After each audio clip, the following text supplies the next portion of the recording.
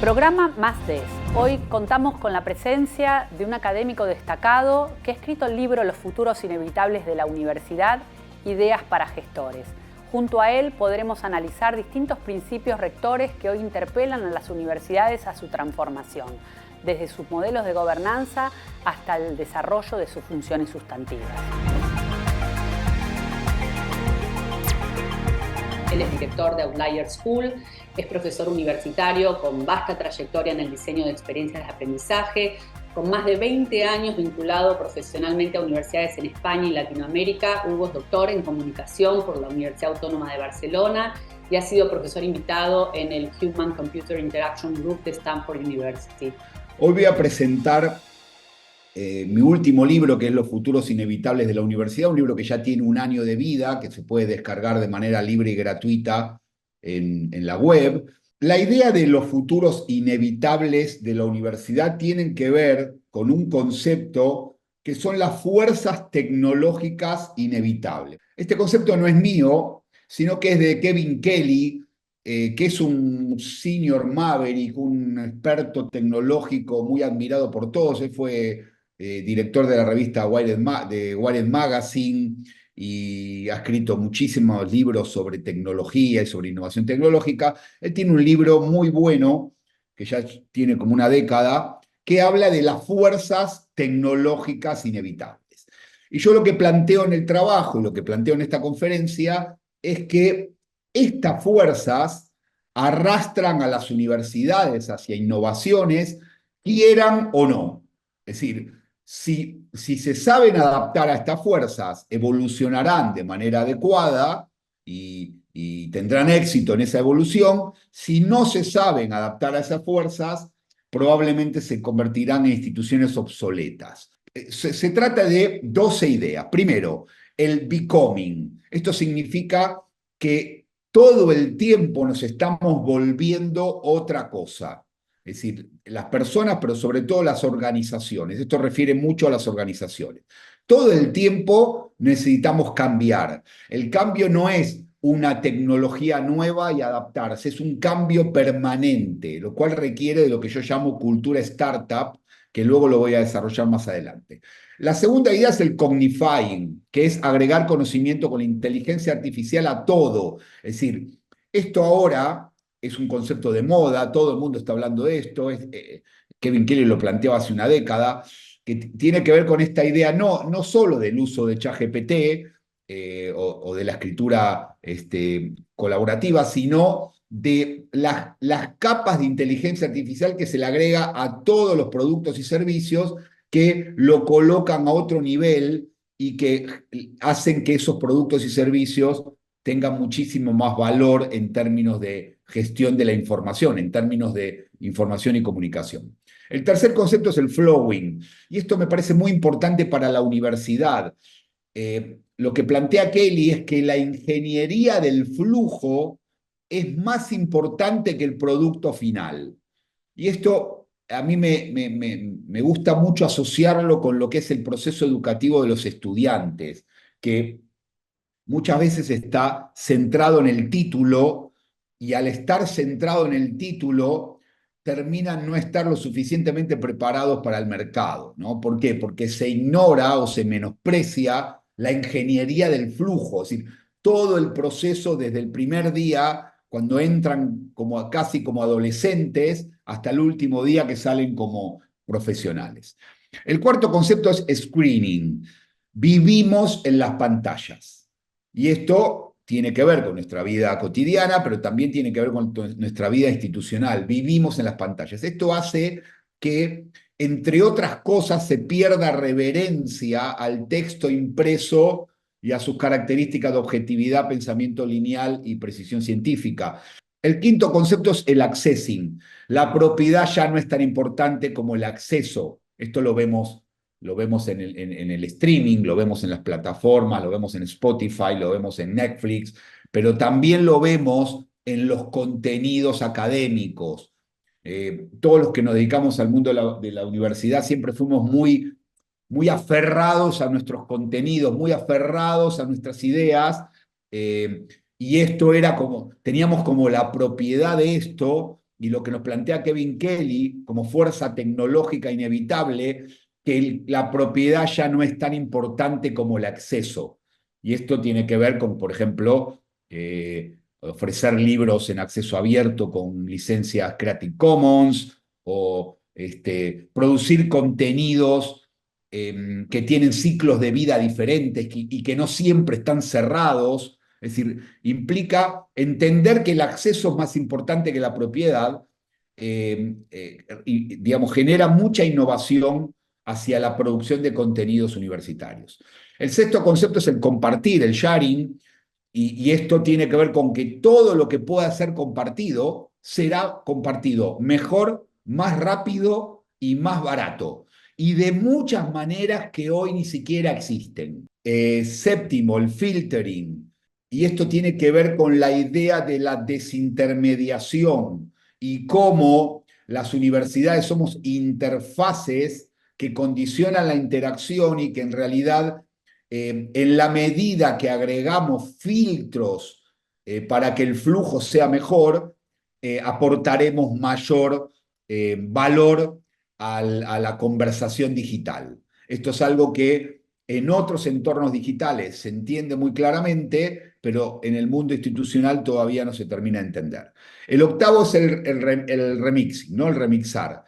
Todo es una reinvención y esto vale para los contenidos, vale para los planes de estudio, vale incluso para las propias universidades, su cultura, su folclore y su prestigio. Es decir, estamos todo el tiempo en un remixado y nos vale el prestigio anterior, pero el prestigio anterior muchas veces no garantiza el prestigio futuro y esto nos obliga a la cultura startup que luego voy a mencionar. La novena idea es el interacting, es decir, habrá nuevo tipo de interacciones con participación humana o sin participación humana. Y esto lo estamos viendo con la inteligencia artificial, pero irá a mucho más con la computación cuántica y con todas las innovaciones tecnológicas que están por venir. El décimo concepto es el tracking o el rastreo, y esto tiene que ver con la analítica del aprendizaje y cómo todo lo que pueda ser rastreado será rastreado por alguien en el mundo. Entonces, o dejamos que otros rastreen lo que sucede en las universidades o lo hacemos nosotros y en base a eso, a esos datos, tomamos mejores decisiones. La fuerza tecnológica 11 es el questioning, el preguntarse, y esto tiene que ver con que a cada nueva invención suceden nuevas ignorancias.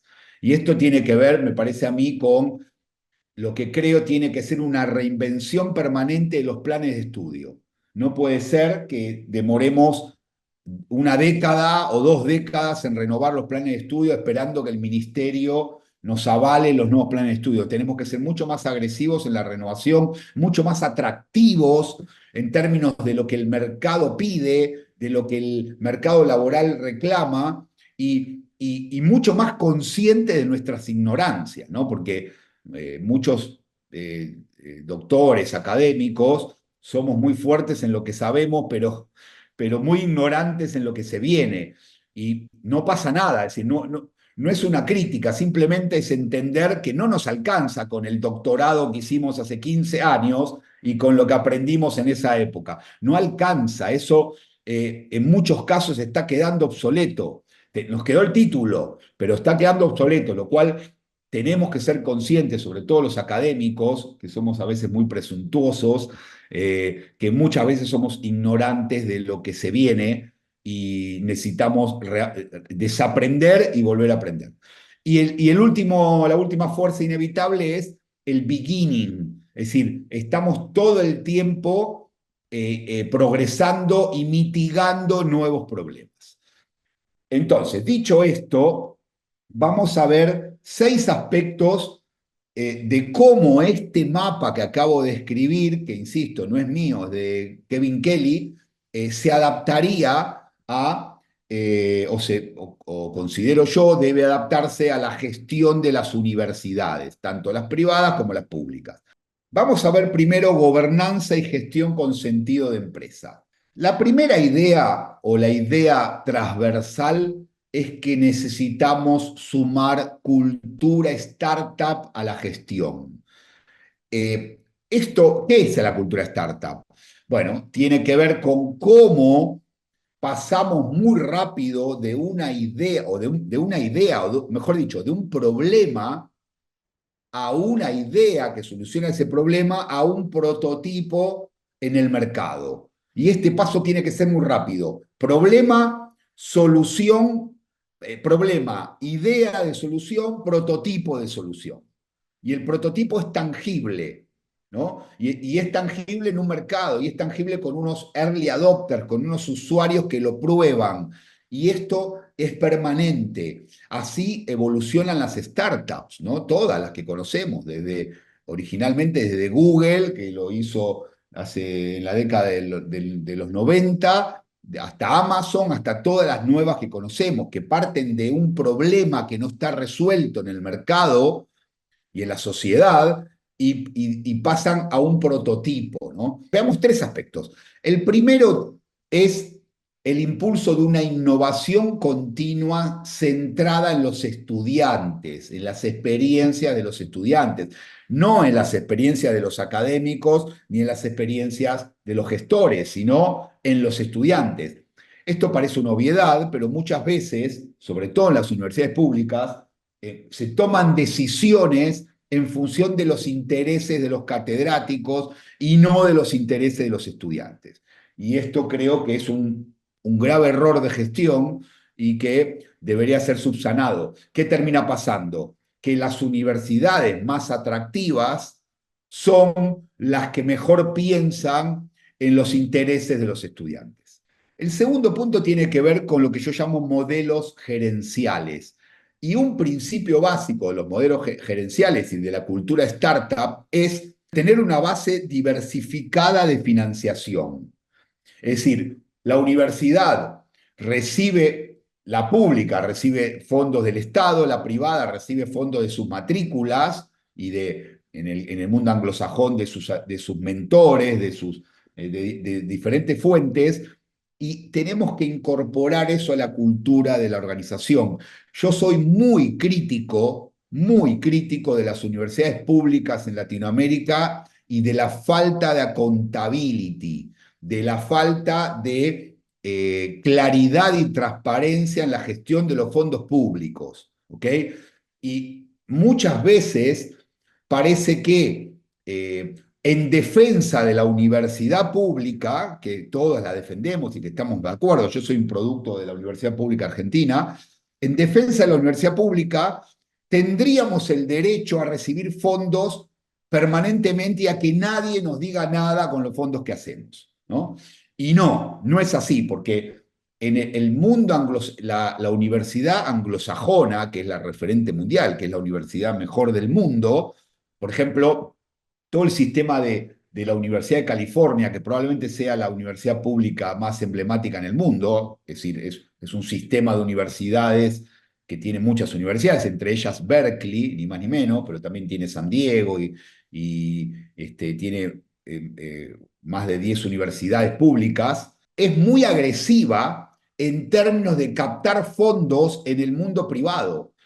Y sus grupos de investigación son muy agresivos a la hora de captar fondos en el mundo privado para contratar los mejores recursos humanos y los mejores recursos técnicos para investigar, ¿no? Por ejemplo, yo trabajo en el mundo de la educación superior europea y, por ejemplo, para tener fondos europeos, para conseguir fondos, el sistema PISA y el plan de Bolonia que se estableció ya hace 20 años, nos obliga a tener alianzas estratégicas con universidades de otros países de la Unión Europea. Nos obliga a ser seductores a la hora de proponer nuestras investigaciones y a salir a buscar recursos. Y además nos obliga no solo tener alianzas con otros grupos de investigación, sino tener alianzas con startups o con grupos empresariales o con emprendedores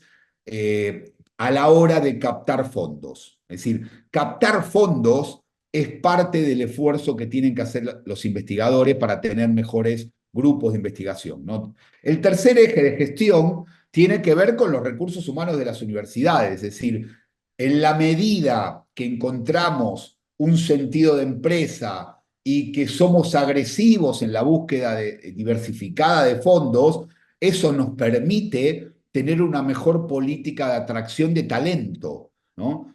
Una cosa que a mí me sedujo mucho y aprendí mucho en mi estadía en Stanford es cómo hacen alianzas con las empresas para hacer el draft, ¿no? Es decir, como vieron en la NBA que eligen a los novatos de las ligas universitarias. Bueno, las empresas eligen a los estudiantes, hacen alianzas con las universidades para que una vez los estudiantes se reciben, vayan a las empresas y hacen un draft, ¿no? Es decir, elijan a los mejores. Y esto me pareció fantástico. Y esto también lo tienen que hacer las universidades. Las universidades tendrían que salir a captar a los doctorandos, a los mejores doctorandos, a los mejores investigadores, y no hacer endogamia como pasa mucho en la Universidad Española. La Universidad Española es muy propicia a la endogamia, sino captar talentos internacionales. Pero para esto necesitamos ser más atractivos como marca, como universidad, y, por supuesto, pagar mejores salarios, ¿no? Vamos a ver el campus físico y el campus virtual. Aquí hay un concepto que es transversal, que tiene que ver con que una universidad competitiva en el siglo XXI, más allá de si enseña de manera presencial o se enseña de manera virtual, tiene que ser, por lo menos esa es mi idea, una universidad híbrida expandida, ¿no? Es decir, tiene que jugar en la economía de la atención y estar todo el tiempo proponiendo cosas, ya sea desde lo presencial y desde lo virtual. En el campo físico, propongo aquí tres ideas. Primero, entender, y esto también viene mucho del mundo anglosajón, aunque muchas universidades privadas en América Latina tienen unos campus fantásticos, muy atractivos, muy bien pensados, muy bien diseñados, con una gran inversión, y algunas públicas también. Un principio es que la participación en la vida comunitaria favorece más al éxito académico de los estudiantes que el rendimiento en las asignaturas. Esto es una investigación de la década del 70 que hizo Vincent Tinto, un pedagogo americano muy famoso, que fue uno de los papers más citados en la historia de la investigación académica, que tuvo, por supuesto, muchas versiones posteriores que consolidan esta idea. Es decir, yo puedo ser un buen estudiante en las asignaturas, pero si no me siento integrado a la vida universitaria y a la filosofía de esa universidad y al pensamiento de esa universidad y a su narrativa, puedo tener un bajo rendimiento académico e incluso autoexcluirme de la universidad. Entonces, esto significa que gran parte del esfuerzo no solo tiene que ir al diseño de la currícula y de los planes de estudio y de las asignaturas y a la contratación de los profesores, sino a un diseño holístico del campus, que ponga en valor varias cosas, que propicien la integración, que pongan en valor la diversidad de los estudiantes, que fomenten espacios para las inteligencias múltiples. El tercer aspecto, avanzamos, tiene que ver con quitar barreras arquitectónicas en la relación entre profesores y estudiantes. Es decir, cuanto menos clics el estudiante tenga que hacer para interactuar con el profesor, mejor, ¿no? Porque luego ya veremos cómo cambia el rol del profesor, es decir, deja de ser, se convierte en un mentor. Luego ya veremos eso. Vamos al campus virtual. Si somos una universidad híbrida expandida, incluso siendo solo una universidad presencial, tenemos que ser también virtuales y multiplataforma. ¿Por qué? Porque volvemos a lo mismo, la economía de la atención es física, pero es digital.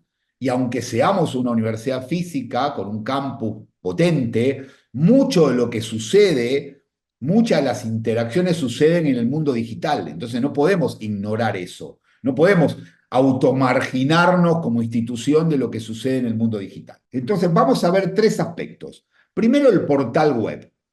Yo hice mi tesis doctoral, la hice en el año 2003 en la Universidad Autónoma de Barcelona y era un análisis de los portales web de las universidades, ¿no? Y paradójicamente pasaron 20 años y muchas de las críticas que yo hacía ahí todavía las podría hacer. Es decir, ¿cuál sería la crítica?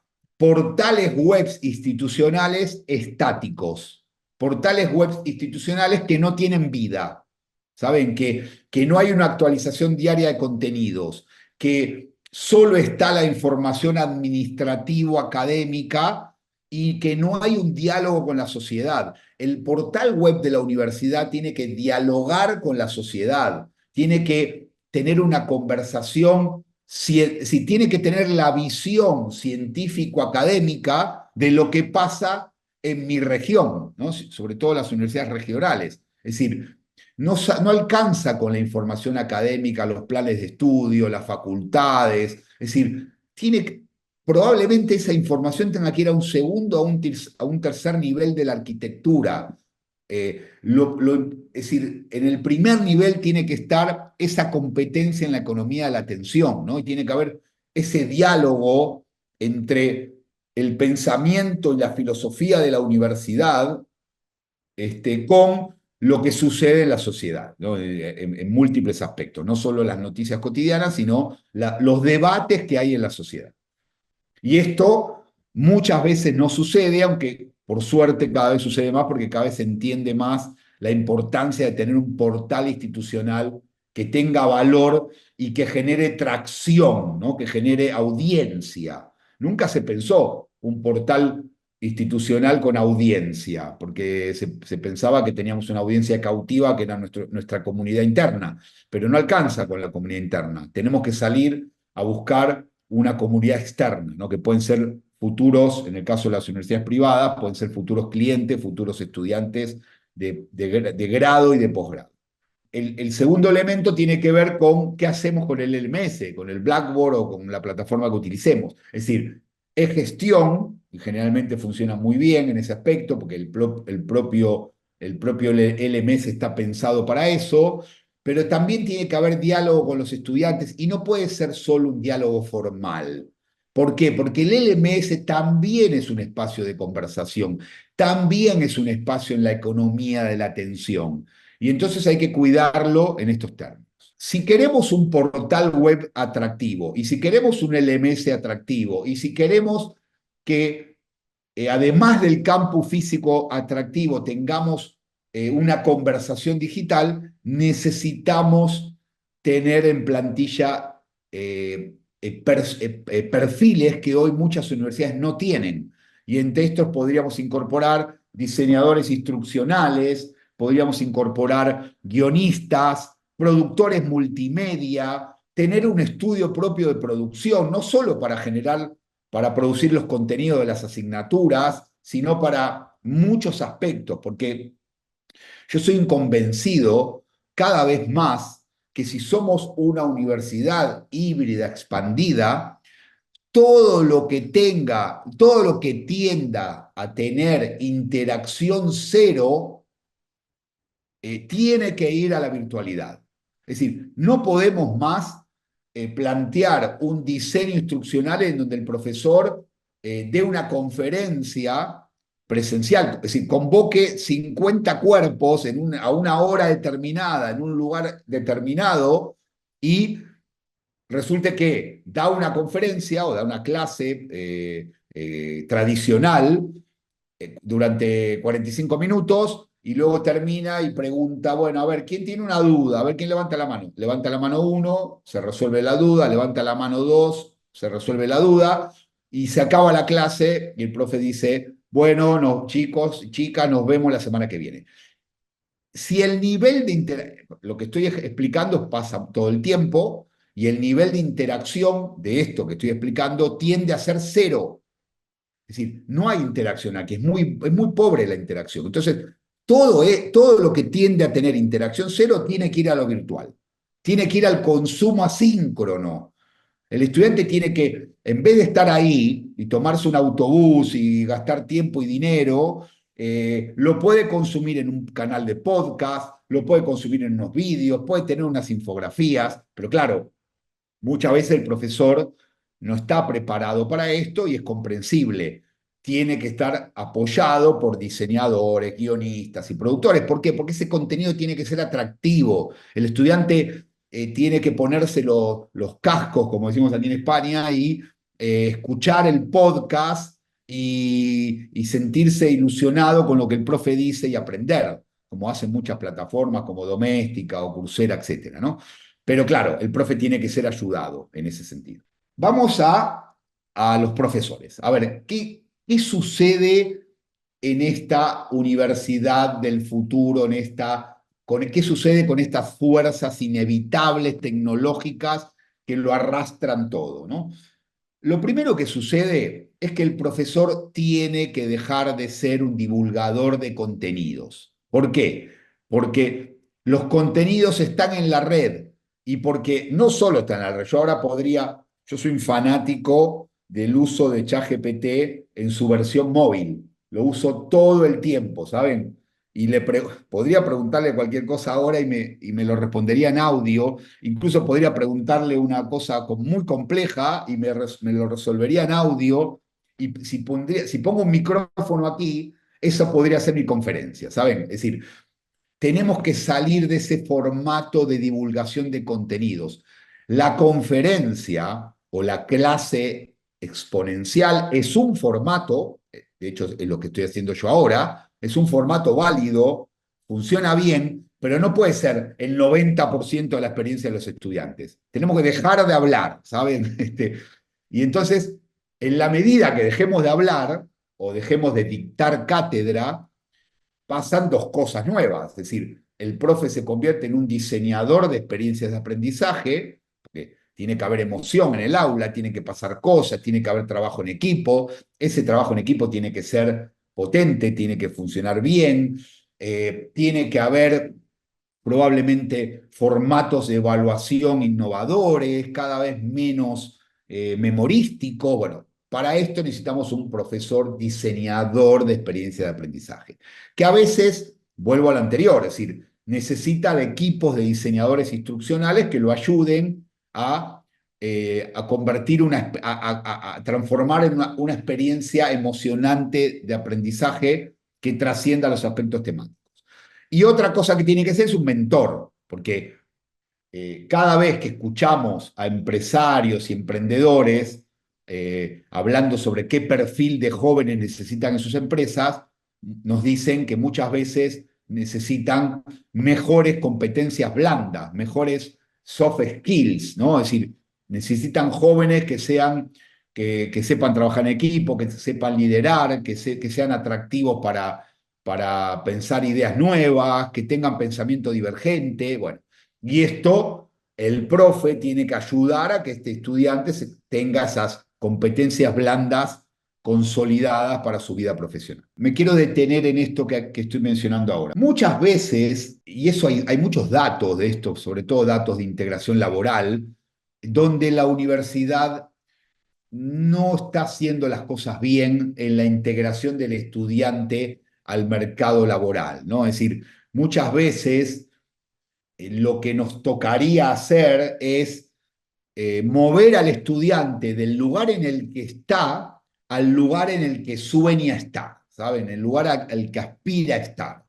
Y nosotros como universidad lo tenemos que mover, empujar hacia ese lugar.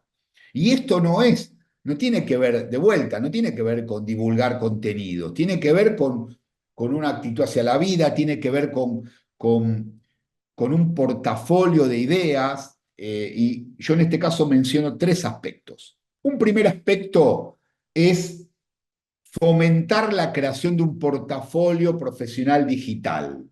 Es decir, el estudiante tiene que producir para la red y no para el profesor. El estudiante tiene que, cuando compita en el mercado, cuando se reciba de abogado, de ingeniero, de arquitecto y tenga que salir a buscar un trabajo, esté mejor posicionado que otros estudiantes de otras universidades. ¿Saben? Es decir, que el empleador pueda ir a Google o pueda ir a ChatGPT preguntar por este joven, poner su nombre y apellido y que salga su perfil profesional, que salga su experiencia, que incluso pueda haber vídeos explicando cosas, es decir, que salga un portafolio profesional profundo.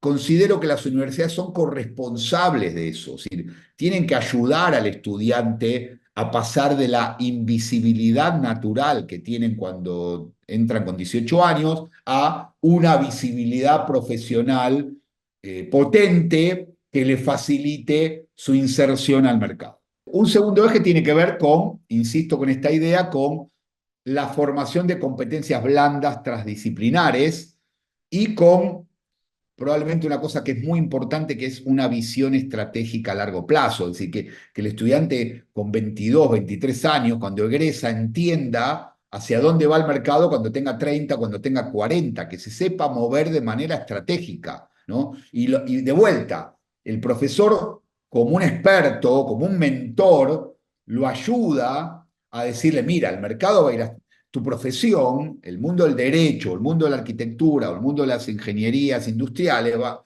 a ir hacia aquí, va a ir hacia acá, escucha esto, léete esto, habla con estos expertos, es decir, lo tiene que ayudar a tener una visión estratégica, ¿no? Para que cuando el estudiante ya no depende de la universidad en el día a día, en la toma de decisiones, pueda tener mejores decisiones que si no tiene a ese mentor impulsándolo. Vamos a la sesión de analítica del aprendizaje. Muchas veces cuando se habla de la analítica del aprendizaje o del learning analytics, se piensa en los gestores, los tomadores de decisión de las universidades piensan que esto es muy caro, ¿no? Y paradójicamente no lo es. ¿Por qué? Porque en realidad las universidades ya toman muchos datos, ya tienen muchos datos, es decir, tienen datos de sus gestores de contenido, de sus LMS, tienen datos de lo que pasa con las asignaturas, tienen datos de las encuestas cualitativas y cuantitativas del rendimiento de los profesores. Muchas universidades tienen datos de lo que pasa en el campus físicamente, es decir, cuáles son los espacios calientes y los espacios fríos en el campus, es decir, dónde van los estudiantes y dónde no van, y esto ayuda a rediseñar el campus físico, ayuda a que los espacios muertos dejen de estar muertos y convertirlos en atractivos, ¿no? Y ahí es donde entran los diseñadores de espacios. Es decir, en realidad, adoptar la analítica al aprendizaje tiene que ver con un cambio de apropiación de cultura digital. Entonces aquí hay tres aspectos. Primero, que a la hora de tomar decisiones, los gestores y los académicos trabajamos con intuición y experiencia, pero también tenemos que agregarle datos. Datos, necesitamos datos duros de qué piensan los estudiantes de nosotros, qué piensan los estudiantes del campus, qué piensan del LMS, qué piensan los estudiantes todo el tiempo de la institución, porque necesitamos, como decimos al principio, una cultura startup. Necesitamos cambio permanente, no cambio de vez en cuando, cambio permanente. Ya tenemos, insisto con esta idea, ya tenemos datos, es decir, tenemos datos cualitativos, tenemos encuestas, tenemos lo que pasa en las bibliotecas, tenemos qué pasa en el portal web, qué pasa en el LMS, es decir, ya tenemos datos. Lo que quizás nos falta una política de toma de datos y de infovisualización de datos, ¿no? Es decir, cómo recolectamos los datos y cómo los ponemos en valor para tomar decisiones. Es decir, por ejemplo, para evaluar, si yo soy un secretario académico, necesito evaluar el rendimiento de los profes. Necesito saber cuáles son los mejores profes y cuáles tienen que cambiar sus estrategias y cuáles incluso no son adecuados para la institución. Bueno, para esto necesito datos, pero necesito saber recolectarlos y saber compartirlos con los profes. Si necesito buenas infovisualizaciones, necesito estrategias de toma de datos. Por último, veamos todo lo que son ideas de frontera, porque, es decir, yo me dedico al tema de innovación tecnológica hace 20 años y cuando empecé me dedicaba al diseño de webs, pero luego vino la mobile web, luego vino el diseño de aplicaciones, luego vino la realidad virtual y la realidad aumentada, lo que se llama metaversidades. Ahora está la inteligencia artificial, en unos años vendrá la computación cuántica y esto no para, no va a parar. Es decir, no es que, no es que ahora aprendiendo inteligencia artificial ya estamos. Los ciclos de innovación son infinitos, ¿saben? Permanentes. Entonces, yo lo que le recomiendo siempre a los gestores es que a la hora de apropiarse de una tecnología, la gran pregunta es qué problema específico tiene la institución que esta tecnología lo va a solucionar en una buena relación costo-beneficio. Porque si no, estamos todo el tiempo comprando tecnología propietaria, cambiando cosas y a veces la relación costo-beneficio es inapropiada. Es decir, gastamos mucho dinero y esa inversión en las universidades privadas no es redituable en términos del beneficio que trae a los estudiantes y a la comunidad académica. Ahora estamos con tres temas que están de moda, ¿no? Tenemos inteligencia artificial, blockchain, metaversidades. Podría mencionar otras. Inteligencia artificial ya sabemos que está cambiando el todo. Con respecto a blockchain, hay mucho también para decir. Yo creo que va a haber disrupción en términos de certificaciones oficiales, en términos, por ahora, de microcredenciales.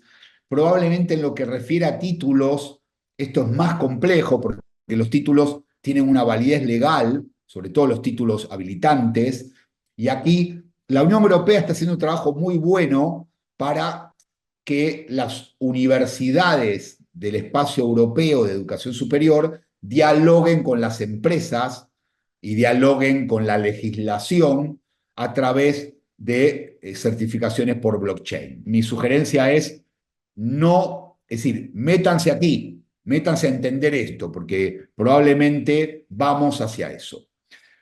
Sin embargo, con todo lo que es metaversidades o universidades en el metaverso, yo estoy muy crítico, creo que no va a evolucionar adecuadamente. Yo desaconsejaría inversiones en este aspecto, ¿no? Me parece que es más una falsa promesa de una mejor educación.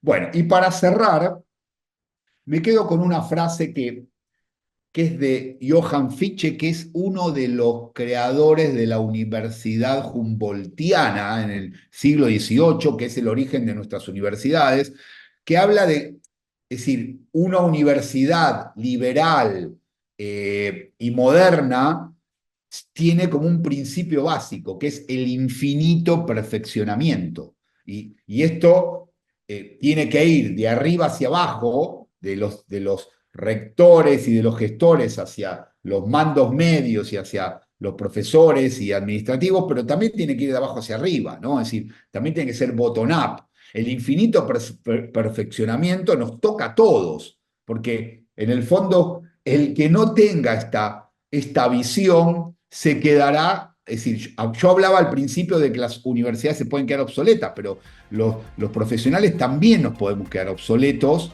si no estamos en esta dinámica del perfeccionamiento continuo.